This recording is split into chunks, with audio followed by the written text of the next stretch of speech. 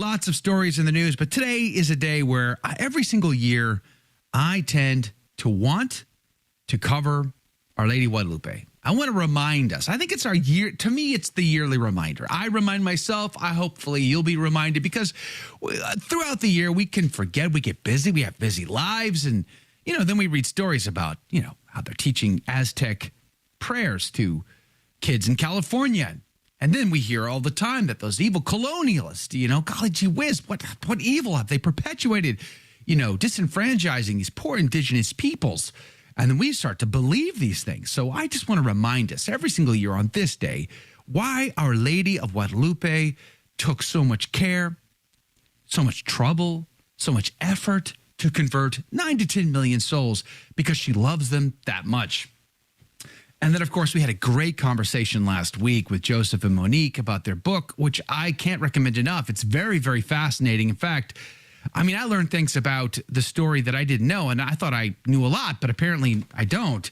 And I can't recommend it enough. It really does blow your mind, the level of detail, the level of intention that goes into what exactly occurred there in 1531. But I want to back up a little bit, because every year I like to read from Warren Carroll, who's really just quoting Bernal Diaz, The True History of the Conquest of New Spain. And Our Lady of Guadalupe and the Conquest of Darkness is his little book. And it's really tiny. Warren Carroll, God rest his soul, his magnum opus, his life's work was a multi-series volume of history of Christendom. Each book was like 3 inches thick. I have the entire collection. He's my favorite Catholic historian. Thomas Walsh, probably my second favorite Catholic historian. But this book, there's 2 books of Warren Carroll that I recommend for like easy, quick reading and really, really great. There's this one, Our Lady of Guadalupe and the Conquest of Darkness. And then there's the other one called 1917. Really good. You got to get them. You got to read them. If you have not read them, you got to go out and get them. Get them for Christmas. And I think you're going to enjoy them. They're easy to read, easy to go through. But, in this book, every year I tend to read about this section of the founding of what we think of as the Aztec Empire. Back in 1429, one man rose to power there, and he is really considered the architect of the Aztec Empire. It was, it was a power struggle, and he came out on top. Tlacaelel, let's just go with it. Tlacaelel is the man's name. He rises to power in the 1420s. In 1487, after he had ruled for 60-some years, he had basically named 3 emperors. He ruled in the shadows. He named Montezuma to the throne. So he was the puppet master. He pulled the strings. And in 1487, they consecrated the temple there in Mexico City. This famous temple there at Cactus Rock, the same one that Hernan Cortez, Bernal Diaz, and the Conquistadors would climb to the top of and witness firsthand what was going on. And I want to read that description for you. But before I do, let me just describe for you, based on Warren Carroll's book, what took place in 1487 on the day that they consecrated this temple. Now, this temple had 2 major idols at the top of it, and one of them was to Satan himself. But on the day that they consecrated it in 1487, they sacrificed some 80,000 humans. They lined them up, one to each direction, because you might remember from the conversation that the philosophy, the theology of the Nahuatl people, that the symbol of that flower had a lot to do with the meeting of heaven and earth. The 4 directions, indicated the earth, and there was a vertical axis that indicated the heavens. So this was being symbolized in 4 lines, one for each direction, north, south, east, and west. 4 lines of humans that were so long that they went outside of the city bounds. And then they used the snake-skinned drums, these massive snake-skinned drums that they would beat. There's no mistaking why that is important. The snake, the Garden of Eden, the great Nahash, the dragon who came to threaten, to intimidate, to bully his way into getting Adam and Eve to choose of their own free will and accord to sin, to fall from grace, and thus be cast out of what? To be cast out of the flower world. cast out of Eden, cast out of the garden. So they're beating these drums, snake-skinned drums. And that is what causes the lines, the queue lines, to begin to move. 80,000 human persons. 15 seconds is all it took for the priest to cut out their beating heart, to cast their body over the edge, 114 steps high, by the way, over 100 feet high. The body would tumble all the way to the base while they took that beating heart and put it on an altar where it was burned alive, and they cast the blood onto the idols. At the base of this temple there at Cactus Rock, at the base of the temple was a zoo and a garden. Again, you can't miss the significance of this. So when I first read that, my mind was blown because immediately I thought of the Garden of Eden. Of course, the great Satan, this devil, this demon who has hijacked these Nathwal people, this demon wants to mimic, he wants to mock God. So he has his own Garden of Eden. He has his own creation account.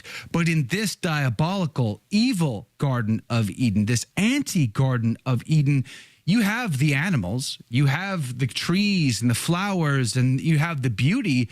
But here's what's wild, and here's what's described in Bernal Diaz's work, as well as Warren Carroll references. When they woke up on the morning of, I think it was, let's see here, it was November, let me just find it in the book here real quick. It was November 13th. I think it was 1519, it was the year. On Sunday, November the 13th, on the Lord's Day, Cortez told Montezuma that it was his wish to visit the principal marketplace of the city and the great temple with most of his men. All the Spaniards were much impressed by the opulence of the market, which was some distance from the temple located near the palace. Montezuma went directly there to sacrifice some boys before the Spaniards arrived. When they came to the plaza facing the temple, they marveled at its size, bigger than the famous plaza of Salamanca in Spain, and the cleanliness of the brilliance of its white stone paving. But their eyes were soon drawn to a building about a stone's throw from the main gate of the temple. It was in the form of a theater, with towers at both ends, and more than 70 tall poles studded from top to bottom with spikes.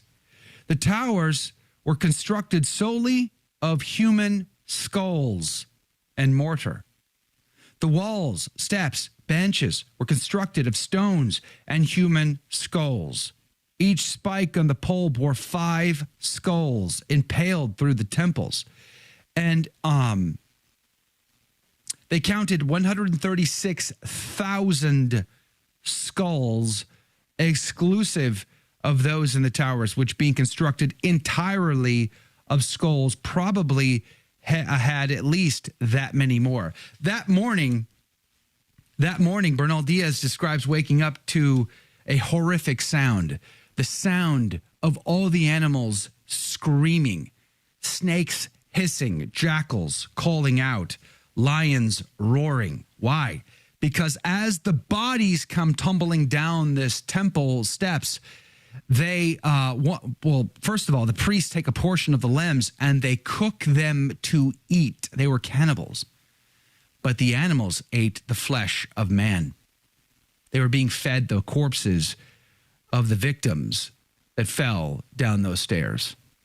The priest ate some, and the animals ate some. Back in 1487, when they consecrated this temple, this evil temple, this horrible hell on earth, 80,000 victims. Took them 4 days to get through all the victims. And the man who started it all, Tlacael, he was 80-some years old, and he lasted all 4 days. He didn't budge from the top of the temple. He personally participated in the sacrifice, but he stood there all 4 days. Not even the royalty could last more than a few hours of watching this horrible scene. I mean, I want you to envision this. Well, in this 1519 morning in November, Cortez, he is at this point living in the palace for Montezuma. And he and his men decide they're going to go look around. They're going to go see what's going down.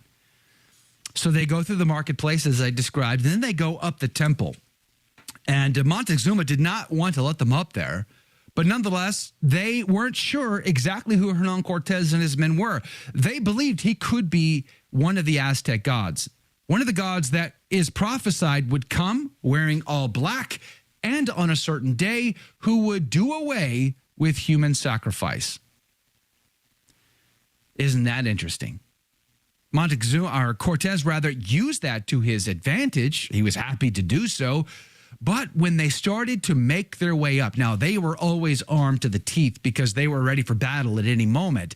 But when they make their way up these 114 steps, Montezuma realized how hard it was for these Spaniards to climb these steps. So he sends priests down to help them up. And Cortez is like, don't even touch me. Don't get back off, pal. I don't even want nothing to do with you. So he huffs and puffs his way all the way up to the top of the platform. And there he sees this debauchery. He sees this disgusting evil, this hell on earth. And in fact, he demands to see the idols. They pull back the curtain after some reluctance.